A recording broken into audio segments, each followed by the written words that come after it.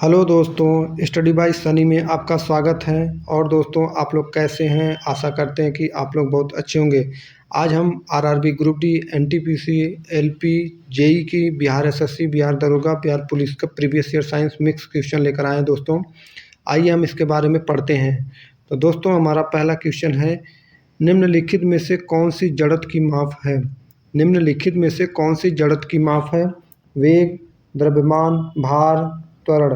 तो बताइए, निम्न में से किसकी जड़त की माप है? दोस्तों, द्रव्यमान।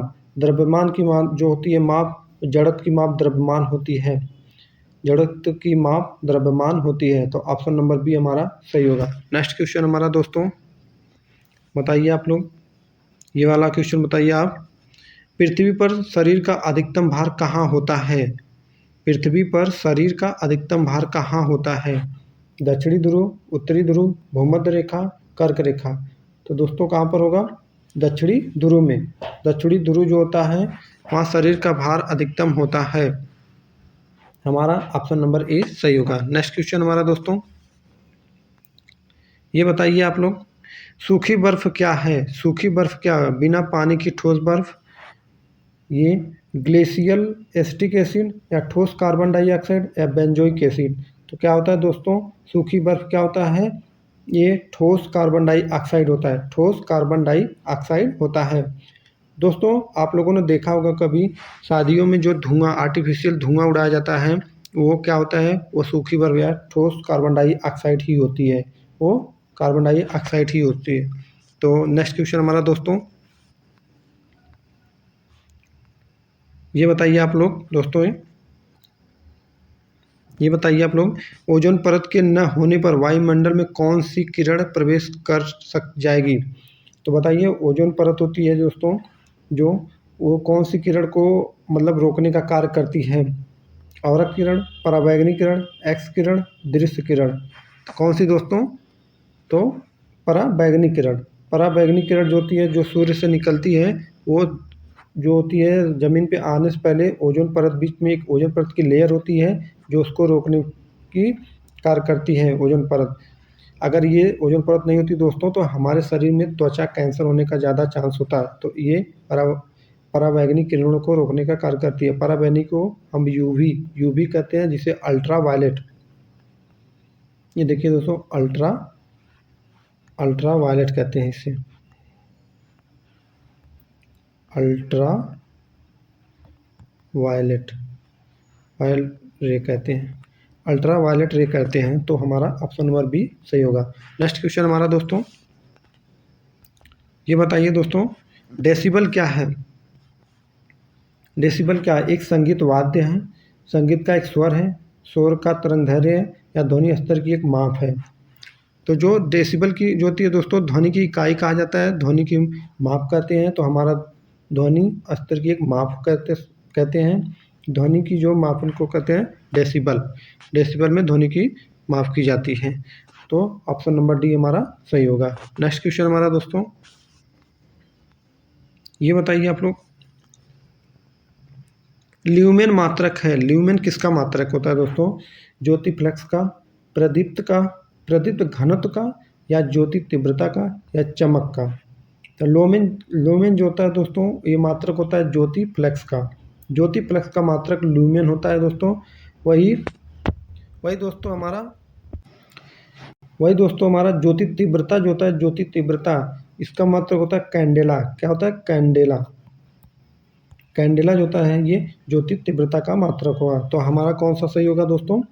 हमारा option number A, Jyoti flux सही होगा। नेक्स्ट क्वेश्चन हमारा दोस्तों, ये बताइए आप लोग, प्रकाश तरंगे हैं वैद्युत तरंगे, स्थिर वैद्युत तरंगे, चुंबकीय तरंगे, विद्युत चुंबकीय तरंगे। तो कौन सा होगा दोस्तों? प्रकाश तरंगे होती है वैद्युत चुंबकीय तरंगे। वैद्युत चुंबकीय तरंगे, ऑप्शन नंबर डी हमारा सही होगा। नेक्स्ट क्वेश्चन हमारा दोस्तों, ये बताइए दोस्तों, विद्युत बल्ब का फिलामेंट किससे बना होता है? विद्युत बल्ब का फिलामेंट किससे बना होता है? तांबा से, टंगस्टन से, सीसा से, या नाइक्रोम से। तो बताइए दोस्तों, विद्युत बल्ब का फिलामेंट जो बना होता है वो टंगस्टन से बना होता है। ये तो आसान क्वेश्चन था दोस्तों, आप लोग को पता होना चाहिए। तो ऑप्शन नंबर बी सही है। नेक्स्ट क्वेश्चन हमारा दोस्तों, ये बताइए दोस्तों, आपको 5 सेकंड का हम समय देते हैं। बादल किस कारण वायुमंडल में तैरते हैं? बादल किस कारण वायुमंडल में तैरते हैं? निम्न श्यानता के कारण, निम्न घनत्व के कारण, या निम्न तापमान के कारण, या निम्न दाब के कारण। तो बादल जो है वायुमंडल में तैरते हैं वो निम्न घनत्व के कारण, उनका घनत्व कम होता है इसलिए वह बादल में तैरते रहते हैं। तो हमारा कौन सही होगा दोस्तों? ऑप्शन नंबर बी, 9 का बी हमारा सही होगा। नेक्स्ट क्वेश्चन हमारा दोस्तों,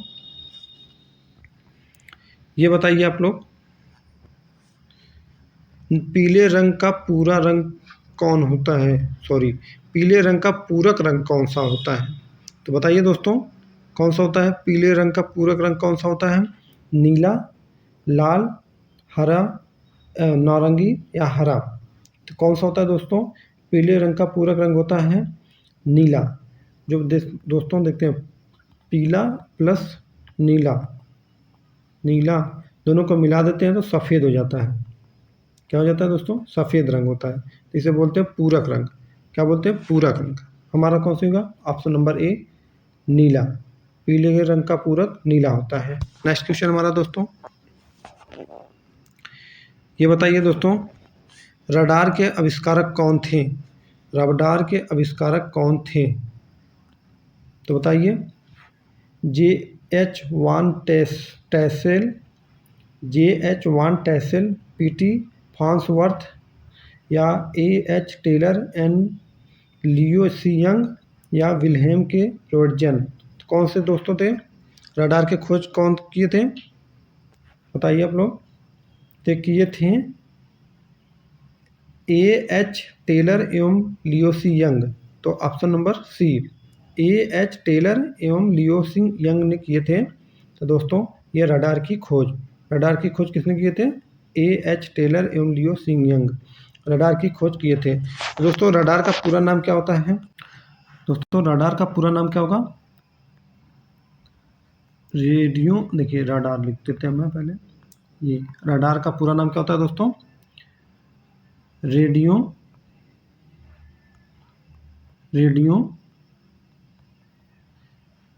डिटेक्शन। क्या बोलते हैं दोस्तों? डिटेक्शन एंड रेंजिंग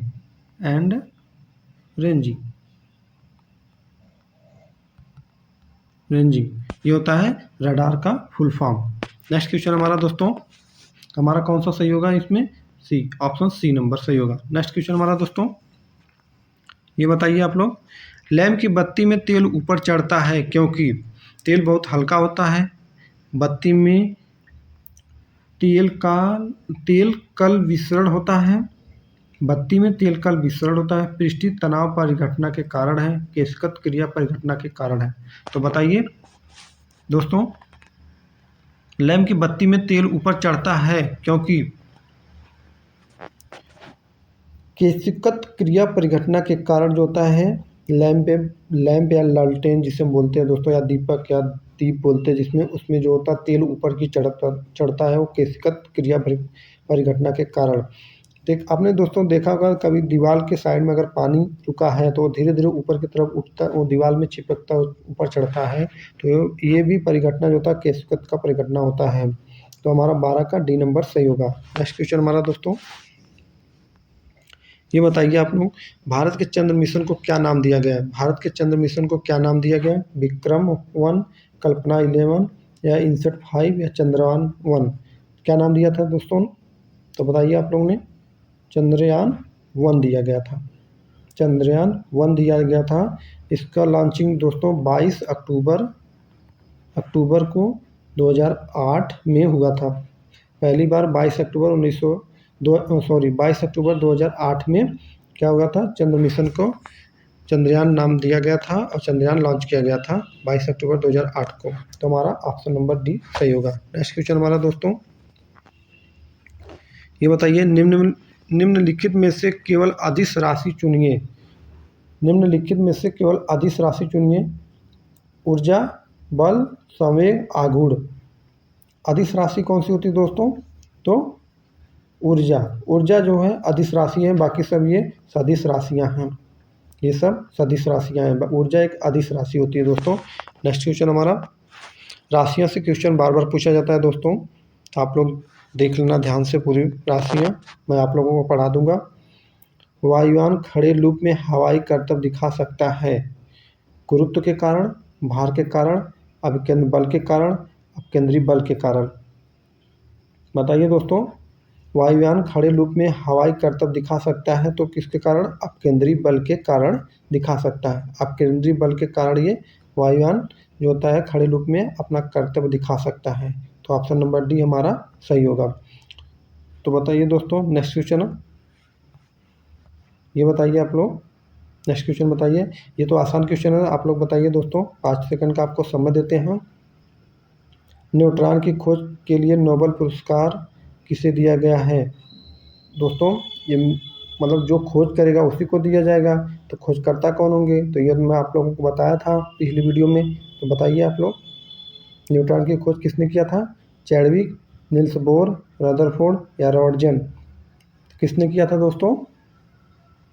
हमने एक ट्रिक बताई थी आप लोगों को, ये ट्रिक थी ईट पर नाच, नाच। तो बताइए, नाच जो था किसने किया था? चैडविक। न्यूट्रॉन से न से न्यूट्रॉन, अच्छा से चैडविक। तो हमारा ऑप्शन नंबर ए। देखिए, ई से इलेक्ट्रॉन और टे से टॉमसन। अब ये था प्रोटॉन, ये था रदरफोर्ड। पर से प्रोटॉन, र से रदरफोर्ड, और ये नी से न्यूट्रॉन, अच्छा से चैडविक। तो हमारा कौन सा होगा? Option number A, Chadwick. Neutron की खोज किसने की थी? चैडविक ने। नेक्स्ट क्वेश्चन दोस्तों हमारा, ये बताइए आप लोग, लोहे में जंग लगने के लिए किसकी आवश्यकता है? लोहे में जब जंग लगता है दोस्तों, कभी हमने देखा कि लोहा कहीं अगर ज़मीन पे फेंक देते हैं तो उसमें एक जंग लग जाता है। तो ऐसा क्यों होता है दोस्तों? वो ऑक्सीजन तथा कार्बन डाइऑक्साइड के कारण, ऑक्सीजन तथा जल के कारण, मात्र कार्बन डाइऑक्साइड के कारण, मात्र ऑक्सीजन के कारण। तो किसके साथ दोस्तों? तो जो हम क्या करते हैं कि जब लोहे को हम कहीं ज़मीन पे फेंक देते हैं तो उसमें ऑक्सीजन तथा जल के कारण क्या होता है कि जंग लग जाते हैं, जंग लग जाते हैं। इसलिए हम क्या करते हैं, उसमें जिंक का मतलब जस्ते, मतलब वो जो क्या बोलते हैं दोस्तों कि उसको जस्तीकरण करते हैं, जिंक का जो होते हैं जस्तीकरण करते हैं, इसलिए लोहे में जंग लगने से बचता है। तो हमारा ऑप्शन नंबर बी सही होगा। नेक्स्ट क्वेश्चन हमारा दोस्तों, ये बताइए, लाइकेन से प्राप्त किया जाता है, लाइकेन से क्या प्राप्त किया जाता है? क्षार, लिटमस पेपर, प्लास्टिक, बेंजीन। तो क्या प्राप्त किया जाता है दोस्तों? लाइकेन से लिटमस पेपर, लिटमस पेपर को प्राप्त किया जाता है लाइकेन से। तो ऑप्शन नंबर बी हमारा सही होगा। नेक्स्ट क्वेश्चन हमारा दोस्तों, ये बताइए आप लोग, भारी जल से अभिप्राय है, भारी जल से अभिप्राय है विवादित जल, वह जल जिसमें अधिकतम घनत्व हो, वह जल जो भारी उद्योग में प्रयुक्त किया जाता हो, कठोर जल। तो भारी जल का कौन सा होगा दोस्तों? ये विवातित जल होता है, इसे बोलते हैं विवातित जल। भारी जल को D2O बोलते हैं दोस्तों, D2O इसका सूत्र होता है, इसे बोलते हैं ड्यूटेरियम ऑक्साइड। भारी जल का प्रयोग होता है दोस्तों ये होता है नाभिक रिएक्टर में, न्यूक्लियर रिएक्टर में क्या होता है, शीतलक के रूप में प्रयोग किया जाता है, शीतलक के रूप में प्रयोग किया जाता है, शीतलक के रूप में प्रयोग किया जाता है D2O का। नेक्स्ट क्वेश्चन हमारा दोस्तों, ये बताइए दोस्तों, साइटोट्रॉन क्या है? साइटोट्रॉन क्या है?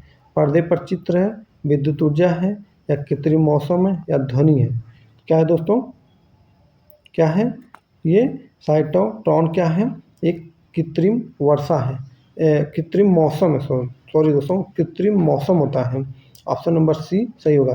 साइटोट्रॉन क्या है? एक कृत्रिम मौसम होता है। तो ऑप्शन नंबर सी हमारा सही होगा। नेक्स्ट क्वेश्चन हमारा दोस्तों,